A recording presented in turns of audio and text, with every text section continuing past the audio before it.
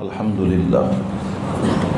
لله نحمده ونستعينه ونستغفره ونؤمن به ونتوكل عليه ونعوذ بالله من شرور أنفسنا ومن سيئات أعمالنا من يهده الله فلا مضل له ومن يضلله فلا هادي له ونشهد أن لا إله إلا الله ونشهد أن سيدنا ومولانا وملجأنا ومأوانا وشفيعنا محمدا عبده ورسوله أما بعد فأعوذ بالله من الشيطان الرجيم بسم الله الرحمن الرحيم يا أيها الذين آمنوا اتقوا الله وقولوا قولا سديدا آمنت بالله صدق الله مولانا العظيم وصدق رسوله النبي الكريم الأمين إن الله وملائكته يصلون على النبي يا أيها الذين آمنوا صلوا عليه وسلموا تسليما اللهم صل على سيدنا محمد وعلى آل سيدنا محمد وأصحاب سيدنا محمد وبارك وسلم عليه اللهم صل على سيدنا محمد وعلى آل سيدنا محمد وأصحاب سيدنا محمد وبارك وسلم عليه الصلاة والسلام عليك يا سيدي يا رسول الله وعلى آلك وأصحابك يا حبيب الله مولاي صل وسلم دائما ابدا على حبیبک خیر الخلق کلہم. مکرم حاضرین، اللہ رب العالمین کا احسان عظیم ہے کہ اس نے ہمیں رحمت کائنات امام الانبیاء والمرسلین جناب محمد رسول اللہ صلی اللہ تعالی علیہ وسلم کی امت میں پیدا فرمایا. یہ وہ ہستی ہے، وہ ذات پاک ہے جس کی امت میں ہونے کی خواہش نبیوں کے دلوں میں بھی تھی، اور اس میں بھی بڑے راز ہیں، بڑے اسرار ہیں کہ وہ کیوں تھی. کہ نبوت سے بڑا کوئی منصب و مرتبہ رب کائنات نے بنایا ہی نہیں انسانوں میں اور مخلوق میں. رسالت وہ منصب وہ مرتبہ ہے جس سے بڑا کوئی مرتبہ، کوئی شان، کوئی عظمت رب کائنات نے پیدا ہی نہیں کی. اس کے بعد بھی یہ تمنا ہونا یہ بڑی عجیب بات ہے، اور یہ بات اس امت کے ہر شخص اور ہر فرد کے لیے بہت بڑا سبق ہے کہ آپ امتی ہیں، آپ کلمہ گو ہیں، صرف نبی کے نہیں بلکہ نبیوں کے بھی نبی کے، رسولوں کے بھی رسول کے. تو اس میں بڑے راز، بڑی حکمتیں ہیں، لیکن ایک بڑی سامنے کی بات یہ ہے، اس کو آج سمجھیں قرآن پاک کی سورہ احزاب کی آیت 70 اور 71 کی روشنی میں کہ رب جلیل نے 1,00,000 کم و بیش 24,000 انبیاء اور رسول علیہ السلام کو مبعوث کیا ہے، اور ان میں سے چند کے نام ہمیں معلوم ہیں. 24,000 کے بھی نام کسی کو پتہ نہیں. ہیں نبی، ہیں رسول. 1,00,000 تو کیا، وہ جو 24,000 ہیں ان کے نام بھی معلوم نہیں کسی کو. اور یہ جو خاتم الانبیاء ہیں ان کی زندگی کی ایک گھڑی بھی ایسی نہیں جو ہمیں معلوم نہ ہو.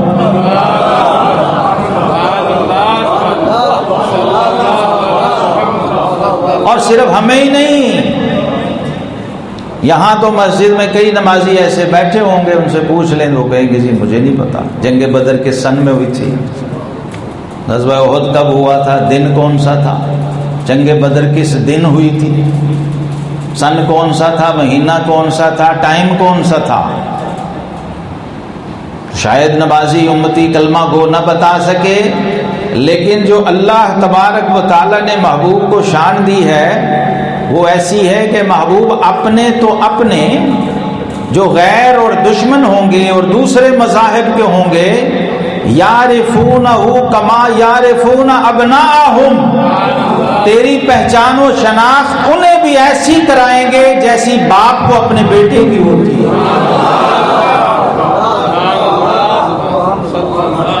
یہ قرآن میں رب کریم نے فرمایا ہے، محبوب تیری پہچان اور شناخت یہودیوں کو بھی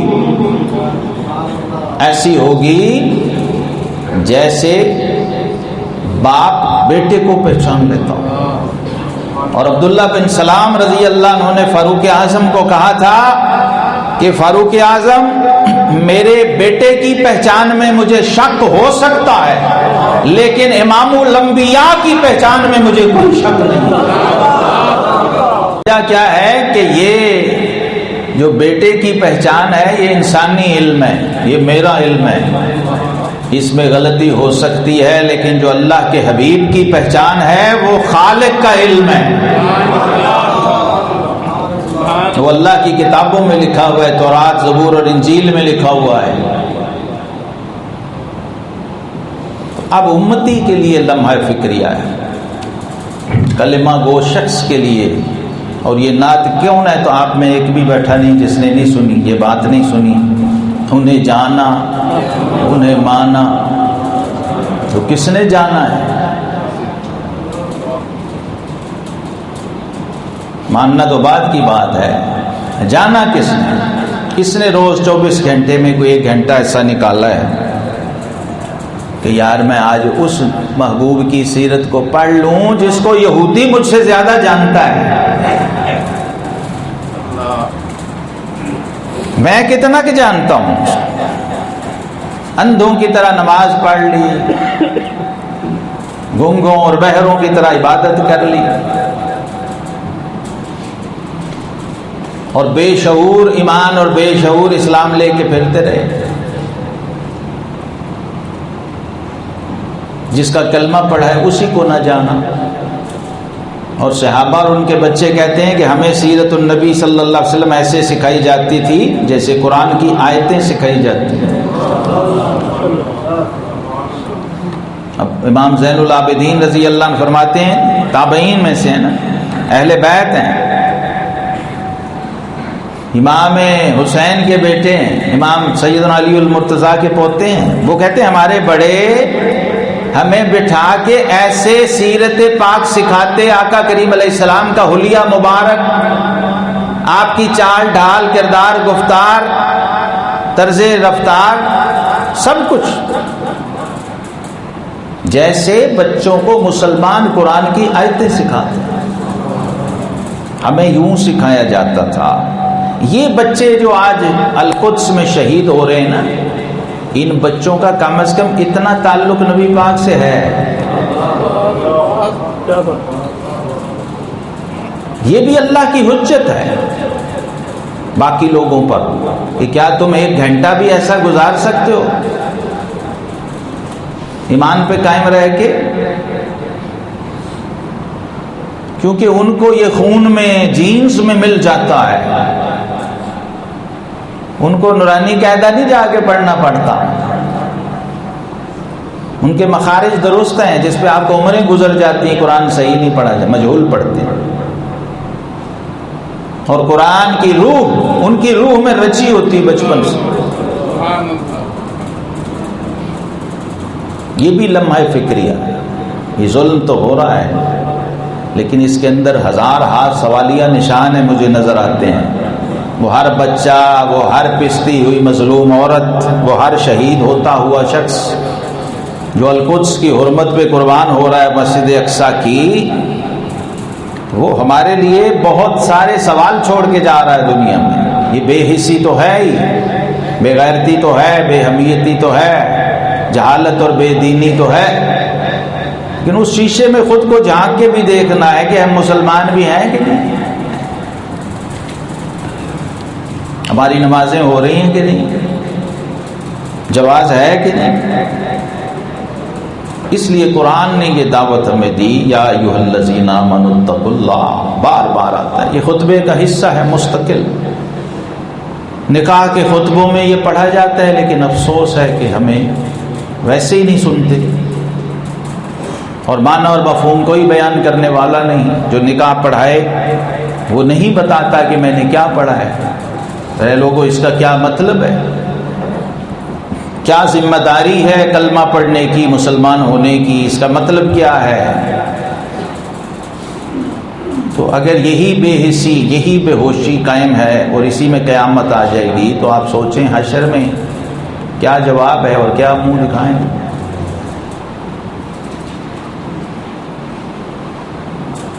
اور قبر میں چھٹکارا ہی اس پہ ہے کہ میرے نبی کی پہچان تھی کہ نہیں۔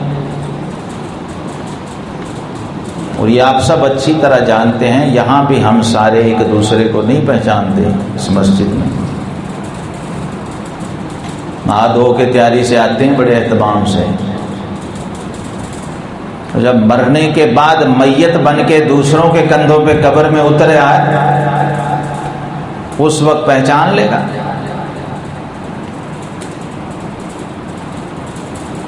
یہاں بھی کوئی 2 4 6 10 بار بندہ ملا ہو، سلام دعا ہوئی ہو، نام پوچھا ہو، تو ہی پتا ہوتا ہے نا یہ کون حاجی صاحب بیٹھے ہیں، ان کا کیا نام ہے، نہیں تو پھر اچھا جی سلام۔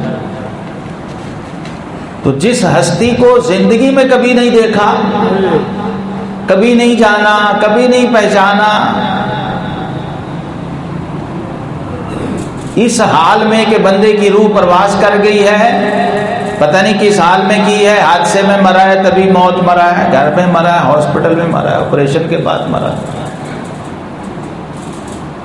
اب مرنے کے بعد اسے غسل دیا، کفن ڈال کے قبر میں اتارنے کے بعد مٹی ڈال دی ہوئی ہے، اب ذرا سوچیں اس کے ہوش حواس کتنے کے قائم ہوں گے۔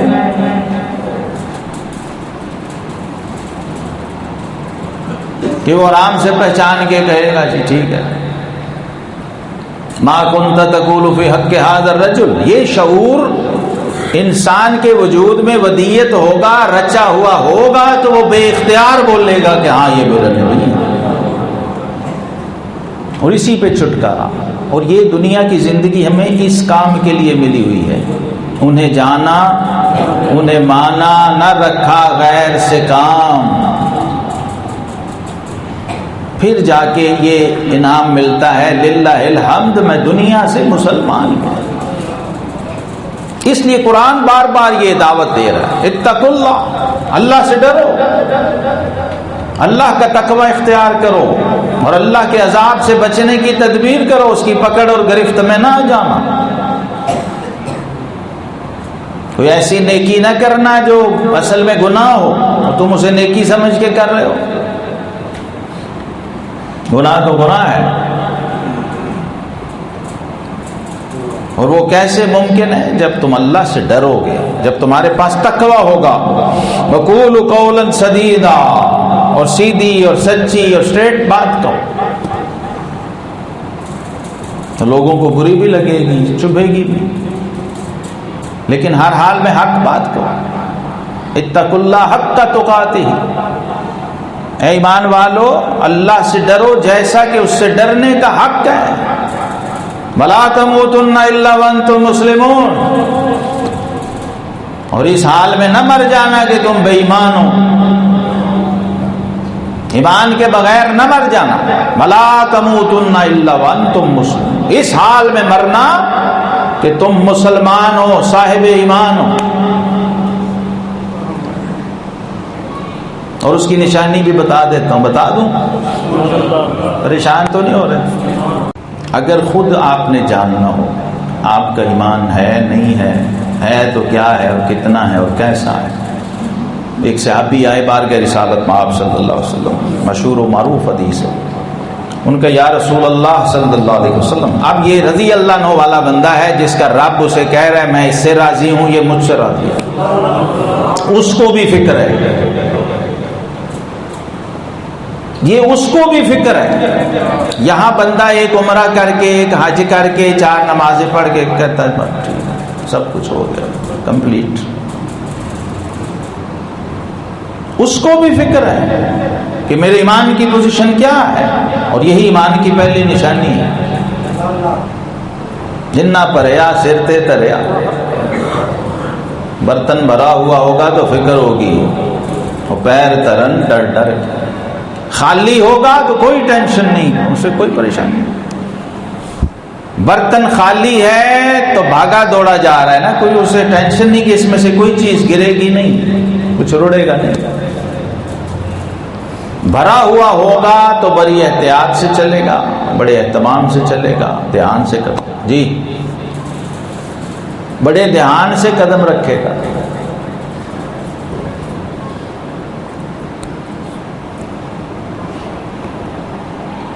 یہ ایمان کی نشانی ہے۔ تو صحابی نے جب پوچھا کہ یا رسول اللہ صلی اللہ علیہ وسلم مجھے کیسے پتہ چلے کہ میں مومن ہوں، تو نبی رحمت صلی اللہ علیہ وسلم نے فرمایا کہ جب گناہ تیرے سینے میں کھٹکے، برائی تجھے چبھے اور تکلیف دے، اور نیکی سے تجھے راحت ہو، تو سمجھ لے تو مومن ہے۔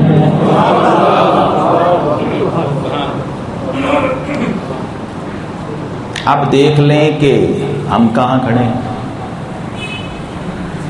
اگر معاملہ اس کے الٹ ہو، ہمیں برائی اچھی لگے، گناہ اچھا لگے، اس کے ہم پروموٹر اور سپورٹر ہوں، اور اچھائی ہمیں چبھے اور کھٹکے اور بری لگے، تو ہم کہاں کھڑے ہیں؟ اگر الٹ ہے معاملہ تو پھر ایمان کی فکر کرنی چاہیے۔ رب کریم نے اس پر جو بشارت دی ہے نا، اگر اللہ سے ڈرو گے، سچی بات کرو گے تو کیا ہوگا؟ یصلح لکم اعمالکم، اللہ تمہارے لیے تمہارے اعمال کو درست فرما دے گا۔ وَيَغْفِرْ لَكُمْ ذُنُوبَكُمْ، اور مان جاؤ گے تو تمہارے گناہ بخش دیے جائیں گے۔ اور کائنات کی سب سے بڑی کامیابی کی بشارت کائنات کے خالق و مالک نے یہاں سنائی، وَمَن يُطِعِ اللَّهَ وَرَسُولَهُ، اور جس نے اللہ اور اس کے رسول کی اطاعت کر لی، فَقَدْ فَازَ فَوْزًا عَظِيمًا، تو وہ کائنات کی سب سے بڑی کامیابی پا گیا وہ شخص۔ صرف فوز نہیں، فوز عظیم، وہ اللہ اور اس کے رسول کی اطاعت میں ہے اور کہیں نہیں ہے، ورنہ گمراہی ہے، ٹینشن ہے، پریشانی ہے، بے چینی ہے۔ جو ان سی سیٹ مرضی لے لیں، عہدہ جو ان سا مرضی لے لیں، منصب جو ان سا مرضی، وہ عند اللہ اور عند الناس وہ شخص ماخوذ و محسوب ہے، مسئول ہے۔ وقتی طور پہ ایسا لوگ کرتے ہیں، چھوٹے چھوٹے عہدوں، سیٹوں، منصب کے لیے ایمان بیچ دیتے ہیں، عقیدہ بیچ دیتے ہیں، اور اب تو یہ دنیا میں فیشن بن گیا۔ اور یہ یاد رکھیں، خریدار وہیں آتا ہے جہاں مال ہو۔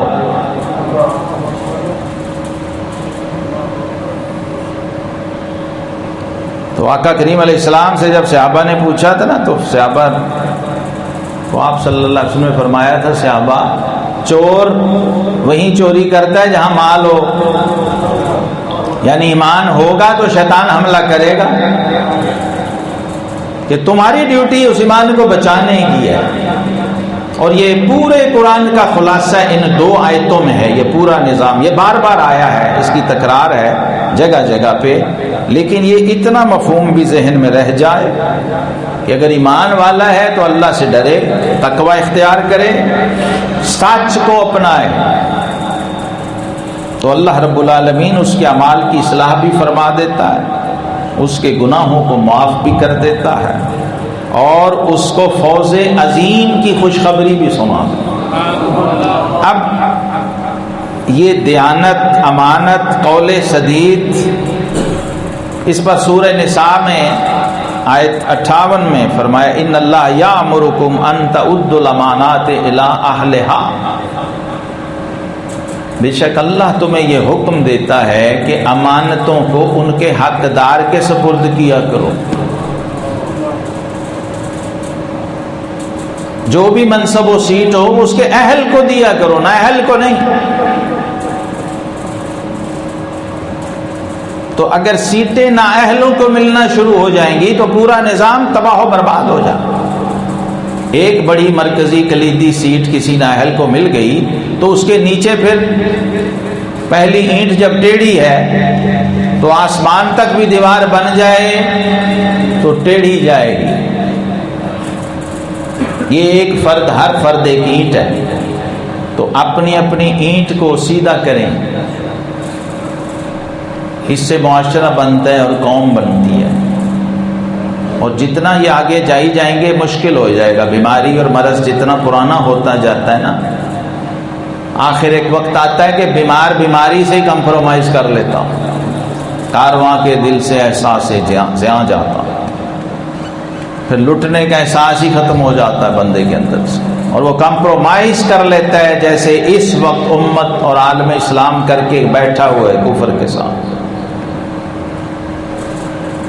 اور یہ آقا کریم علیہ السلام نے پہلے فرما دیا تھا، جب مال دولت کے تم دیوانے اور فریفتہ ہو جاؤ گے تو پھر قومیں تم پر اس طرح ٹوٹ پڑیں گی جیسے بھوکے بھیڑیے کھانے پر اور خوراک پر اور دسترخوان پر ٹوٹتے ہیں۔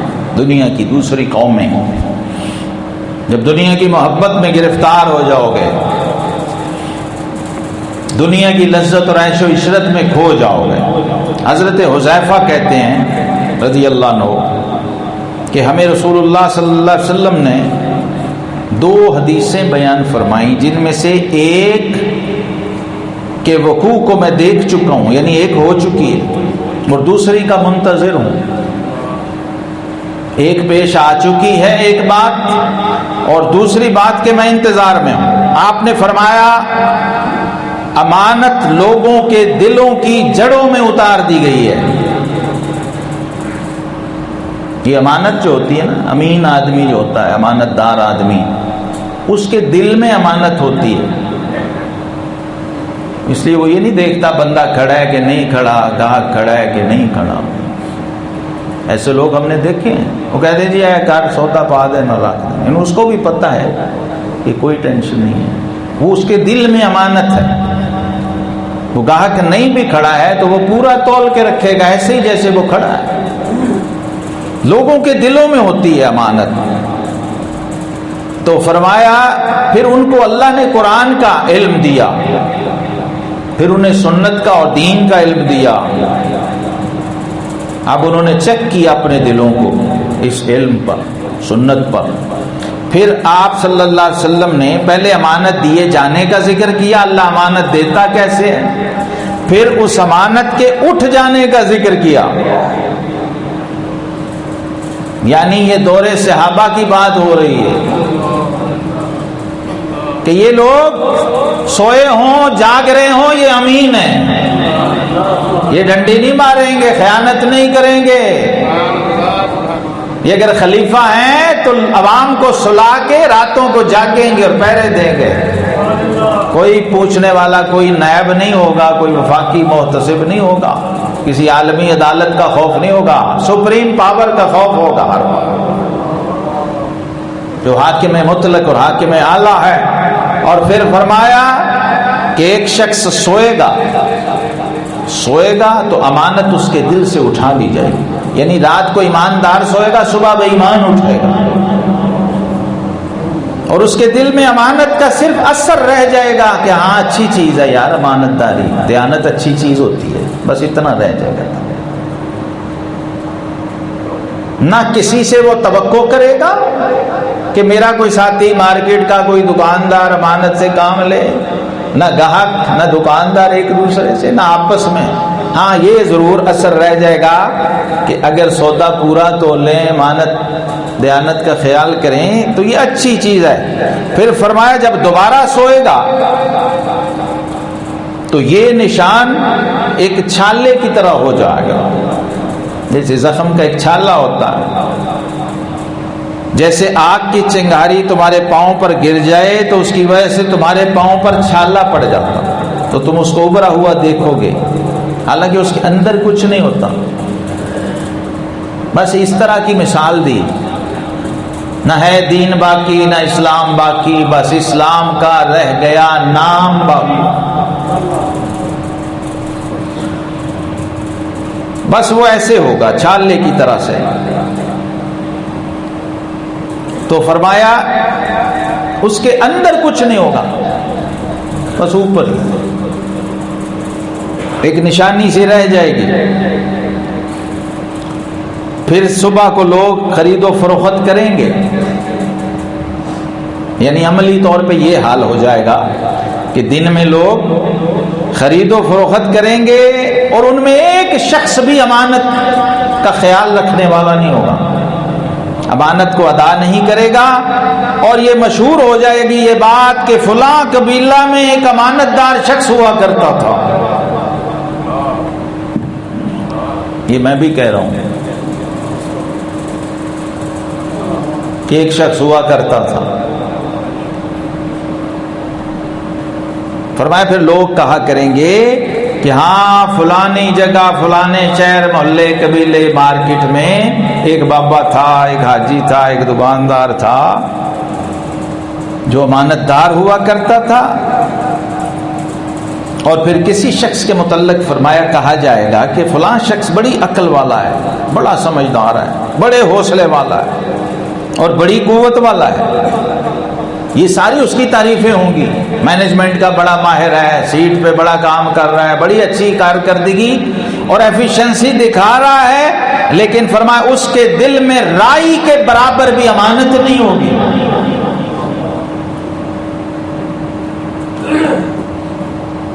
حضرت حذیفہ کہتے ہیں مجھ پر وہ دور بھی گزرا ہے۔ اب یہ دونوں چیزیں وہ کہتے ہیں، ایک تو میں نے دیکھی ہوئی ہے اور دوسری کے انتظار میں ہوں۔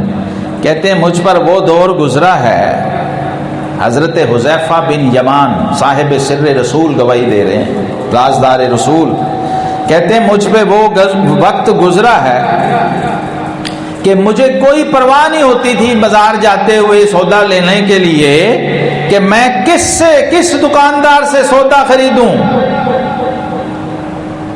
کوئی ٹینشن نہیں ہوتی تھی۔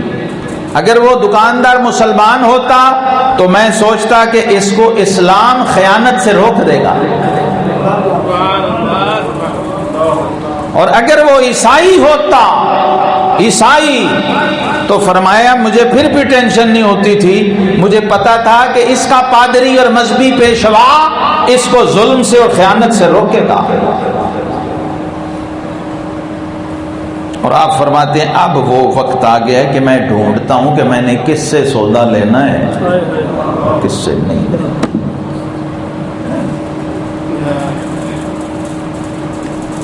عبداللہ بن عمر بن عاص کہتے ہیں رسول اللہ صلی اللہ علیہ وسلم نے فرمایا، یہ آج کی گفتگو کا حاصل ہے، یہ حدیث مسند احمد میں سند صحیح کے ساتھ یہ روایت آئی۔ کہتے ہیں رسول اللہ صلی اللہ علیہ وسلم نے فرمایا کہ جب تمہیں 4 چیزیں حاصل ہوں، 4 خصلتیں، 4 خوبیاں، 4 صفات تمہارے اندر موجود ہوں، تو پھر کسی چیز کے نہ ہونے کا کبھی غم نہ کرنا، پھر کبھی یہ نہ سوچنا کہ یہ نہیں ہے، کسی چیز کی کمی کا کبھی بھی غم و ملال نہ کرنا۔ جب 4 چیزیں تمہارے اندر ہوں، پہلی کیا کہ تم امانت کی حفاظت کرتے ہو، تمہارے اندر تم امین ہو، امانت کی حفاظت کرنے والے ہو۔ یہ بھی بڑا لمبا موضوع ہے کہ امانت کی حفاظت کیا ہوتی ہے، صرف ایک چیز نہیں ہے، یہ پورے کا پورا بندہ امانت ہے، یہ پورا وجود سر سے پیر تک۔ یہ ایمان بھی امانت ہے، یہ زبان بھی امانت ہے، یہ آنکھ بھی امانت ہے، یہ مسجد میں آنا اور جانا یہ بھی امانت ہے، دکان پہ اڈے پہ بیٹھنا یہ بھی امانت ہے، وہ گدی بھی امانت ہے، یہ ترازو میزان، یہ مصلی، یہ منبر، یہ تو بڑی امانتیں ہیں، تو اللہ رسول کی امانتیں ہیں، وہ تو لوگوں کی ہیں۔ تو یہ بہت بڑا پیمانہ ہے، آپ کا ہر لمحہ ہر ادا وہ امانت ہے۔ امانت کی حفاظت کرنی آ گئی تو فرمایا مبارک، اب فکر نہ کرنا۔ دوسری بات، حسن اخلاق، حسن خلق، اچھے اخلاق مل گئے تو پھر ٹینشن نہ لو، یہ دوسری بڑی نعمت چیز تمہارے پاس۔ تیسری چیز سچ بولنا۔